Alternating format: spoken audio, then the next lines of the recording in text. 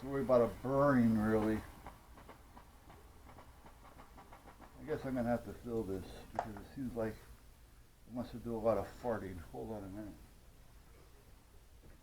But this one, again, a heat gun would probably work just fine, but I want to make sure that it gets hot enough where the adhesive and everything works and glues and everything gets nicey and nice and tight and everything does what it's supposed to do. Because some of your outdoor ones, your water or weatherproof, are a little bit heavier as far as the thicknesses of the actual shrinking material.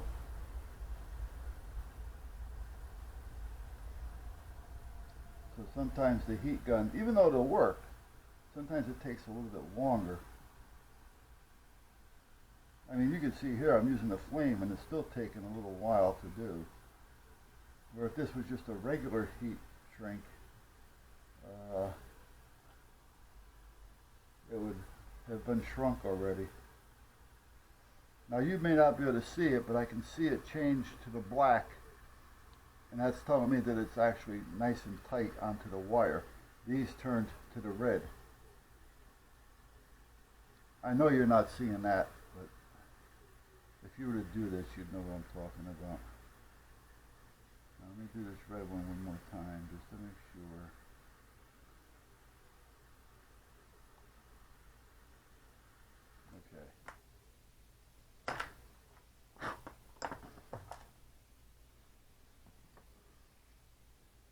For this side,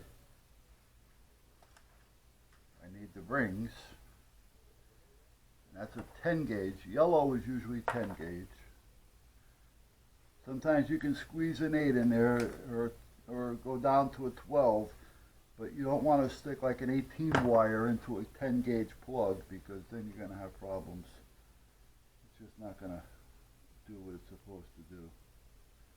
And it'll end up pulling out on you or not making a good connection. Everything will be shutting on and off. Actually, I don't want that one on there. I want this one on here. I'll show you in a minute why.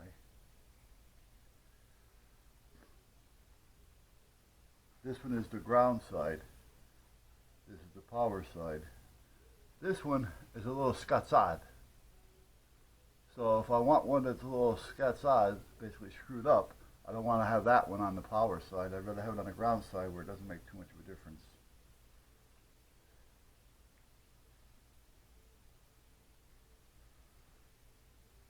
Alright, let me go, okay, and again they're heat shrink,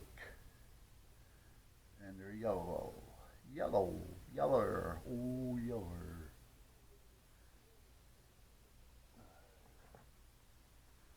You usually got to look at it a little bit differently because you got to make sure you get it in all the way. I'll show you what I'm talking about in a minute here.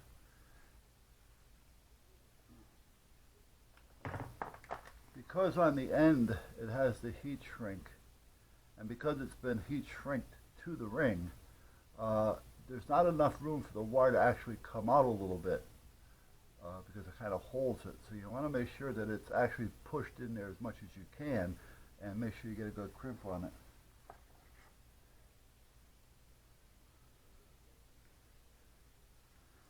You know, if it didn't have the heat shrink on it, I'd bring it through a little bit because I'd want to put some solder on it and do it up. And in this case, it doesn't give you that room because the wire just doesn't want to go through it. So you get it on there as much as you can and then get a good crimp on it.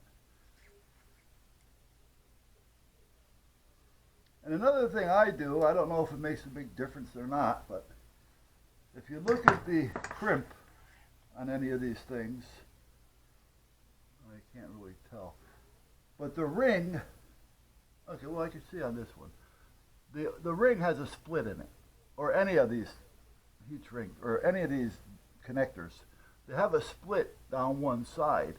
Well, when I crimp it, I don't want to have the tip part, you know, the part that has the little tick sticking out. I don't want that on the side of the split. So basically, if the split's here, I don't want it this way so that the split is where that little tit is sticking out. I'd rather have it the other way so that the split falls into there and the tit is pushing against the solid part, and that, in my opinion, gives me a better crimp. Again, it's just an opinion. Alright, so this is done. I do have to put some wire ties around it. And the hot side is covered, and the hot is connected to hot. This side is done. I just got to shrink it up a little bit.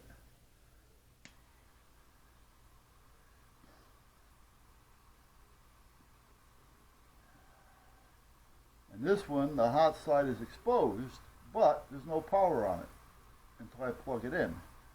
And once I do that, it's covered anyway, so it doesn't make a difference.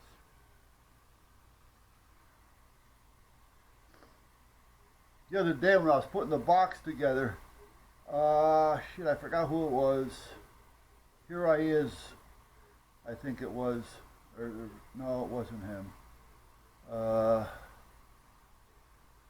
Somebody says, oh no, you only have one of the plugs grounded. So he had me thinking, so I had to go look again, you know, and I did ground them all. So apparently he may not have caught up to that particular part of where it was, but I did ground them all, so I wanted to double check that. Alright, anyway, a washer and a lock. The nut.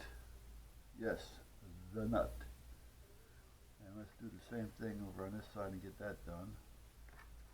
Washer. No, this first.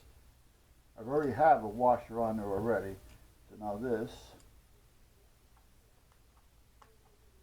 Now a washer. So it's washer, lug, washer, lock washer, nut.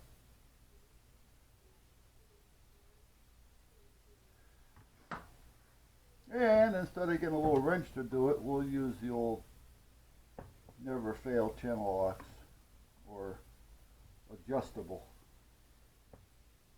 Not channel lock. This is an adjustable. Or some used to call it a crescent wrench, I guess. I don't know.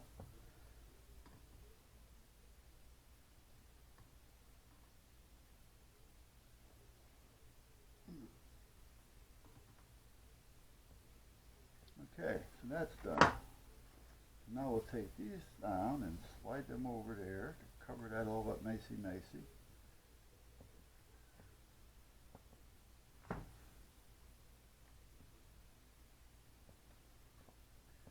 And we'll get this one done over here, which is the black one, which was all scatzad.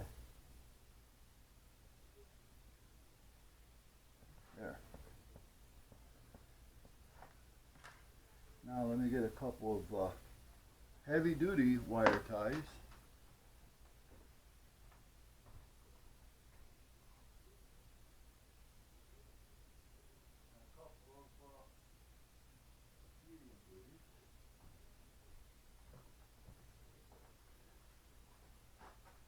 You know, I forgot where I actually got them, but it was actually before we bought the house. So we're going back about 12, 15 years. I had them on the boat, I remember that. I had some of these wire ties that were about this size. They were a little bit thicker, the same length, but they were good for like 120 or 140 pounds. And I can't seem to find them anymore. All I find is like 80s. I think it was 140 or 120. You know, now I'm thinking twice, but I remember that I couldn't find them anywhere. I was thinking maybe I got them at West Marine, but I checked their website and they haven't got any there, so that's not it. So we're going to put one right on the crimps. I'm going to put one just before it to help take any stress off of them.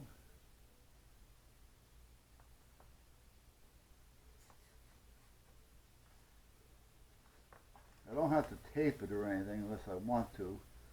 so that I don't get pricked with the end. But most of the time, if you got a good cutter,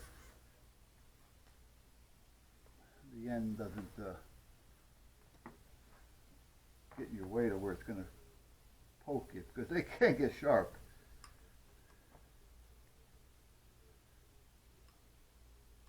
I forgot who it was. I haven't seen him in a long time. Bear, maybe? I think it was. No, it wasn't Bear. Who the hell was it? I forgot now. And what he used to do is take a pair of pliers, and after he pulls it through, he would twist it until it breaks off and it doesn't leave a sharp edge. Well, I never got it to work that way. He did, but I never did. So, alright, so meanwhile, let me put another one here. I want to kind of keep this from getting tangled and things getting stuck in between them. And the only reason why I'm using these super long ones is because they're a little bit heavier than the smaller ones, so they have a little bit better weight. Alright, let me get this out of the way. You know, I hooked up the USBs, but I only hooked them up temporarily over there. I never finished them over there. I'm over there looking at a set of jumpers connected to something, and I said, what the hell is this connected to?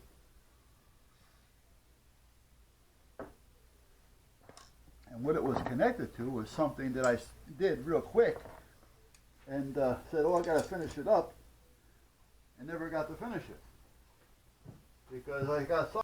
So anyway, hopefully I'm going to be getting out there with the welder in the next minute or two, or 10, and get those downriggers, if that's what you want to call them,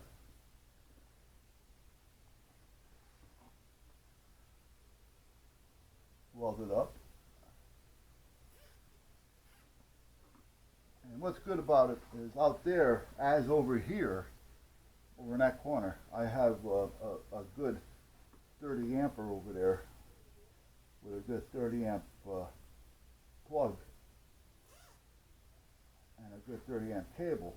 And outside where I'm going to be welding, I have an outside box with another good 30 amp in it. So I know I'll have enough voltage or amperage to where I can bring the heat up on the welder if I need to bring it up to burn in.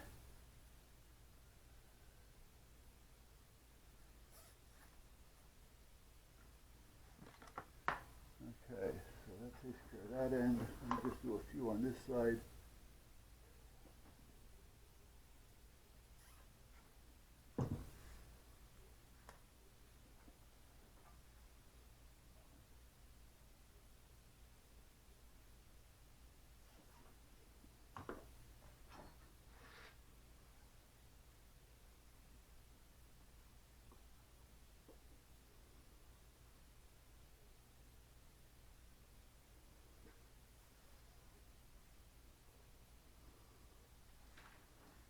Alright, so let's clean some of these off.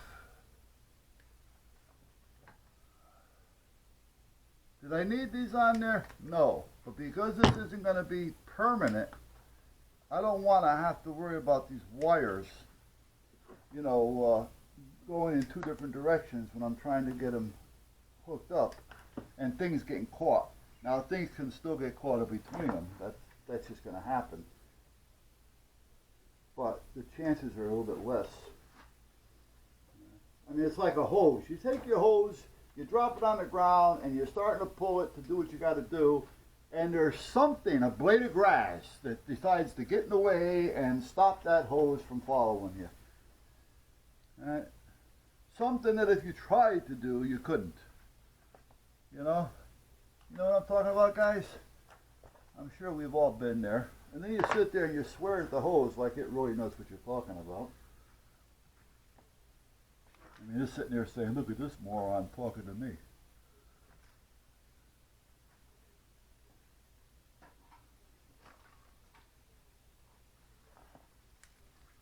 Okay, stupid. Alright, so here's what we got. We got this and this. So now this will be hooked up to power. This and this, the The power side is the shielded side. So once it's unplugged, I don't have to worry about it shorting out. So now we take this to this. It only goes one way. Plug it in. I got power. I take it apart, pull it out, done. I don't have all these wires all over the place. The only thing I'll have is this thing, about that much of it to get to if I need to get to it. So that's where we're at with that. Now I got to decide if I want to beef it up a little bit. But I'm not going to do that just yet. Hang that over there for now. Because this should be enough to give me an idea as to what I need to do or not need to do.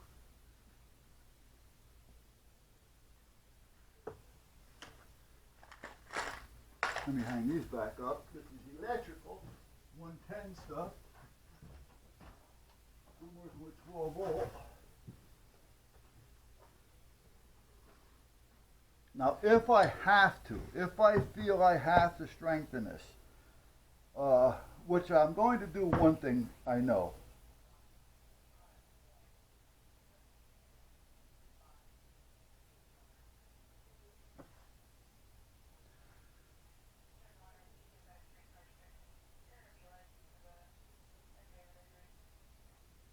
Alright, hopefully they won't tone me out. Nice day today. I wanted to get things done. What I'm going to do probably is put some tacks on this to hold this to this, other than just having the two bolts there, even though they do have Loctite on them.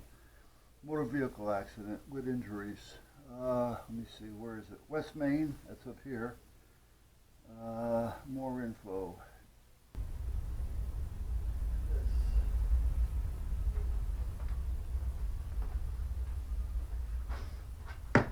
I'm going to put just a little of this stuff on here. It'll dry clear, so I'm not worried about it too much, but I want to make sure if this strap breaks, this zip tie breaks, that these wires are still going to kind of stay in place. This will take a good day to cure, but I'm not going to put a lot. And like I say, I'll wipe it down a little bit in a minute. You'll see what I'm talking about. But it'll also help hold it. And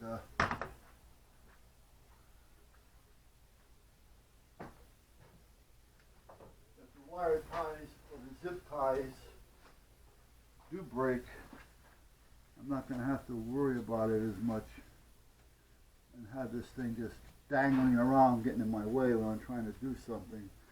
Because if it's going to happen, it's going to happen when you need it most and you least expect it. There. Okay, so that's done. That'll dry clear, so we don't have to worry about that too much. Sure, now you know why my clothes are like they are. Now I'm going to use some of this stuff that Steve Robb told me about, that I still have to buy another couple cases because I'm running low.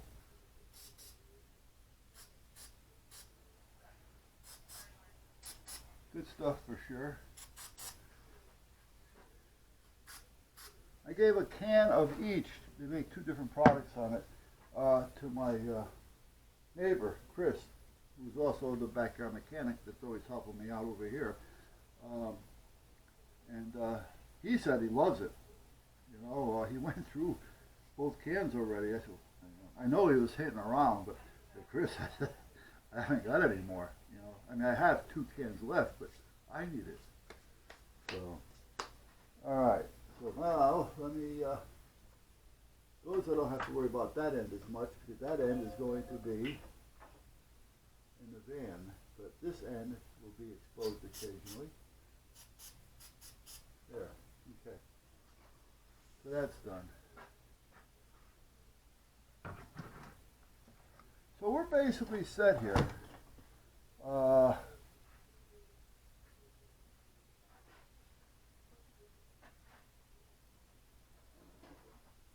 here it is. Good. I don't want to use a real clean rag with this stuff.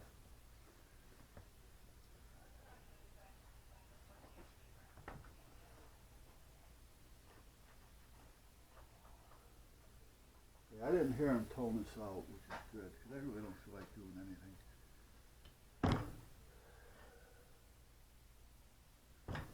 You know, sometimes they tone this out because they don't want to do anything either. You know, I mean, you know, one hand washes the other, but sometimes it can be a pain in the ass.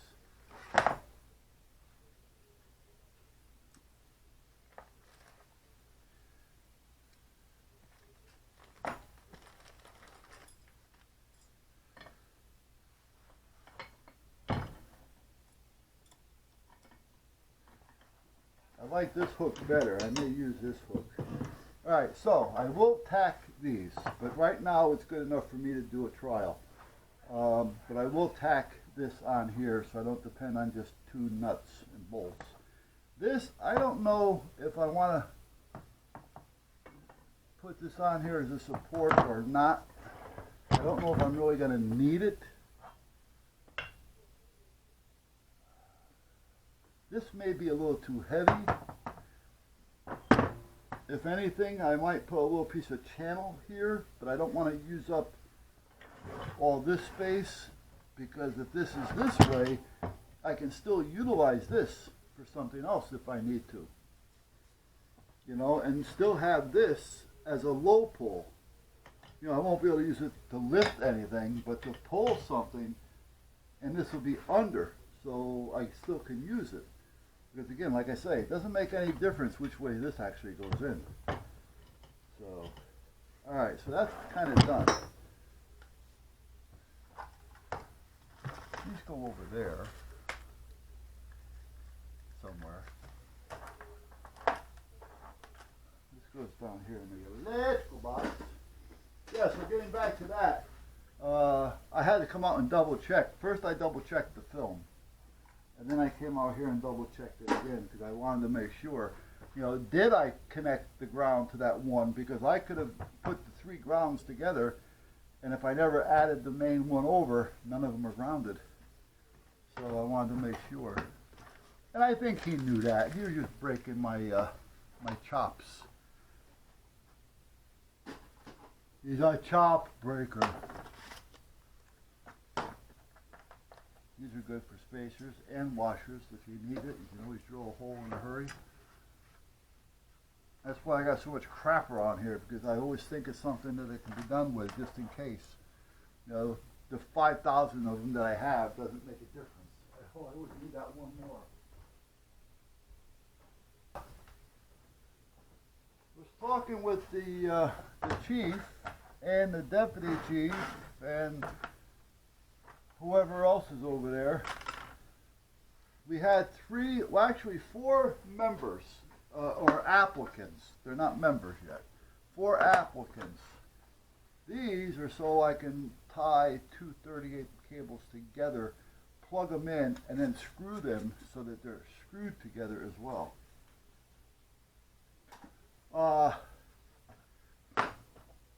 So we had 4 applicants.